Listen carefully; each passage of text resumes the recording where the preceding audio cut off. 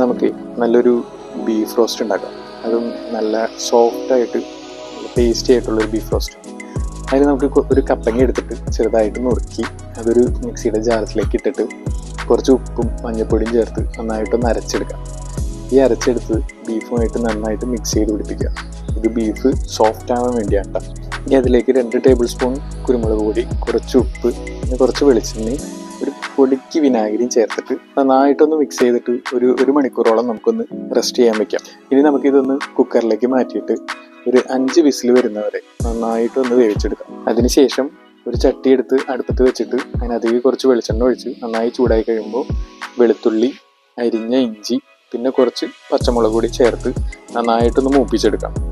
നന്നായി മൂത്ത് വരുന്ന സമയത്ത് അരിഞ്ഞു വെച്ചിരിക്കുന്ന ചുവന്നുള്ളി ഇട്ട് ആവശ്യത്തിന് ഉപ്പും കുറച്ച് കറിവേപ്പില ഇട്ട് നന്നായിട്ടൊന്ന് വഴറ്റിയെടുക്കാം. ഇനി അതൊരു ഗോൾഡൻ ബ്രൗൺ കളർ ആയി കഴിയുമ്പോൾ അതിനകത്തേക്ക് 2 ടേബിൾ സ്പൂൺ മല്ലിപ്പൊടി, 1 table spoon pepper powder, 1 table spoon garam masala, പിന്നെ ഒരു 1/2 ടേബിൾ സ്പൂൺ പെരുംജീരകം പൊടിച്ചതും കൂടി ചേർത്ത് അതിൻ്റെ പച്ചമണം മാറിക്കഴിഞ്ഞ് കഴിയുമ്പോൾ നമ്മൾ വേവിച്ച് വെച്ചിരിക്കുന്ന ബീഫും കൂടി ചേർത്ത് നന്നായിട്ട് ഇളക്കി ഒരു 5 മിനിറ്റ് വേവിച്ചെടുക്കുക.